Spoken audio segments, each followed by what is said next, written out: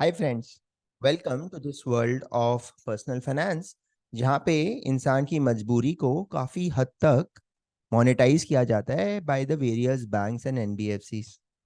And ऐसा ही एक problem statement आया। मेरे एक यंगस्टर ने मुझे पूछा कि सर मुझे एक पर्सनल लोन चाहिए। फॉर सम रीजन हमारे लाइफ में एग्जिजेंसीज आती ही है कभी ना कभी जब हमें पर्सनल लोन चाहिए। And at that point of time दो ऑप्शन रहते हैं, या तो फ्रेंड्स फैमिलीज के पास आप जाइए। अब लेकिन जब देखिए जैसे 1,50,000 रुपया होता है तो it is easier to ask people. अगर आपको 4-5 लाख रुपया 7 लाख रुपया चाहिए रहता है तो it becomes difficult for you also to ask people कि भाई मुझे लोन दो। तो क्या ऑप्शन रहता है, आप एक बैंक के पास जाइए। सो फॉर एग्जाम्पल आप एक्सिस बैंक का आप देखिए। जैसे मैं ऐसे कुछ भी आपको पर्सनल लोन का एग्जाम्पल दे सकता हूँ। Look at the kind of charges that they are suppose to take. Processing fee 2% of the loan amount plus GST, मतलब 2.5% आपका प्रोसेसिंग फी में लग गया। फिर stamp duty charges 5% plus GST as applicable. Prepayment charges पूरा principal amount पे अगर आप प्री पेमेंट करते हो 3% आपका प्री पेमेंट चार्जेस लग जाएगा। उसके बाद पेनल इंटरेस्ट है 24% पर एनम। बेस रेट ये लोग दिखा रहे हैं 9.15%, उस पर स्प्रेड ले रहे हैं 4.65 से 13.65। सो आपका इफेक्टिव आरओआई ये लोग करवा रहे हैं 22% तक ले जाते हैं। डिफिकल्ट। और मैंने ऐसे बहुत सारे बैंक देखे हैं, वहां तो भाई मतलब 10-10 हज़ार रुपए तो खाली प्रोसेसिंग फी ले रहा है। अगर आपके बैंक में ऐसा चैलेंजेस है और आपके डीपी में है कुछ म्यूचुअल फंड्स कुछ loan shares, it is far easier. जब आप इसमें आप एक लोन अगेंस्ट सिक्योरिटीज ले लो, भाई इतना इजी है। And the caveat here is that this is not a promotional post.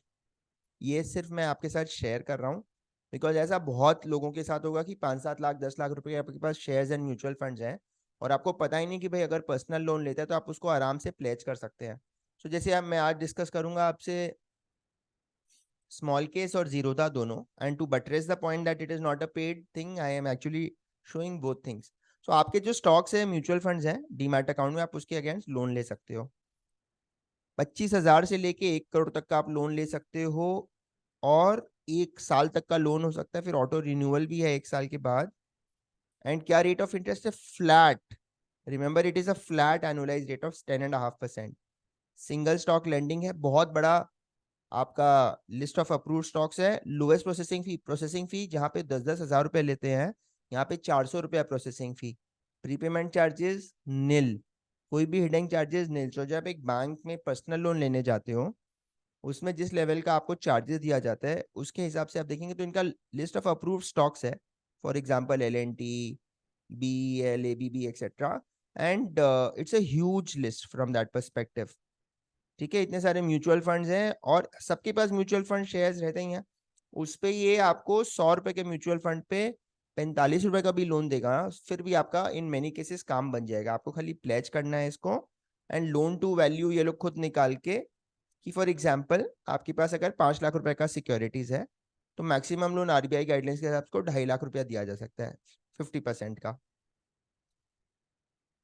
तो उसके बाद इसमें आपको 50% का एलटीवी रखना रहता है। तो मान लीजिए आपके शेयर्स के प्राइस गिर गए, 5 लाख रुपए के शेयर्स थे 4.5 लाख हो गए और आपका आउटस्टैंडिंग लोन अभी 2.5 लाख है, प्लस अब 1,000 रुपया इंटरेस्ट भी आ गया है।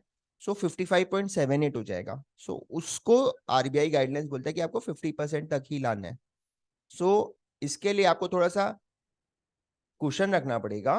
But can loans be foreclose? Yes, they can be foreclose at any point of time. अगर आप 2 महीना के लिए यूज करें तो 2 महीना का ही आपको पैसा देना है। There are no charges for prepayment. Monthly interest कैसे कैलकुलेट होता है? 10.5% फ्लैट, मतलब कोई कॉम्प्लिकेशन ही नहीं है इसमें फिलहाल। ओके। और फाटका वगैरह जो केवाईसी वगैरह वो तो है ही। और बस इसमें ये चैलेंज है जीरोधा में कि भैया आपके पास जीरोधा में ही अकाउंट हो तो सही है, अदरवाइज आपको ये सारे जीरोधा के डीपी में इसको ट्रांसफर करना पड़ेगा। So there are lot of queries that can be address. और वही liquidity without liquidating, smallcase में भी यही चीज है। आपके पास जो म्यूचुअल फंड्स हैं उस पे आप 10.5% का लोन अगेंस्ट म्यूचुअल फंड ले सकते हो। फ्लेक्सी है, प्रीपेमेंट कर दो कभी भी, कोई चार्जेस नहीं है। एंड बस एकदम क्विकली 24 से 48 घंटा के अंदर मैंने देखा है जिनको मैंने रेकमेंड किया था उनका पैसा आ भी गया।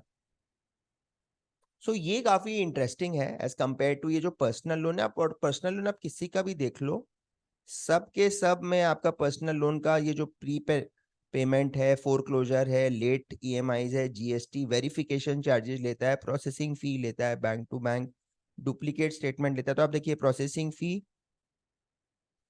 ये बैंक बाजार में आप जाएंगे तो 199 का मिनिमम है और 25,000 तक का प्रोसेसिंग फी है। कोटक महिंद्रा बैंक में 2.5% ऑफ द लोन आपसे प्रोसेसिंग में ही ले लेगा। स्टेट बैंक ऑफ इंडिया में 0 to 1% of loan amount, state bank of India फिर भी थोड़ा सा कम है।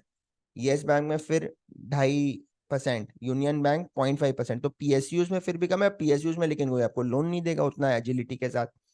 फिर प्रीपेमेंट चार्जेस देखिए, एचडीएफसी बैंक में 4% of outstanding amount, Kotak Mahindra bank में 5% charges for foreclosure, state bank of India में 3% है। तो पीएसयूज का फिर भी कम है और लेट पेमेंट में तो भाई ये लोग आपका एकदम ही गजब ही कर देंगे।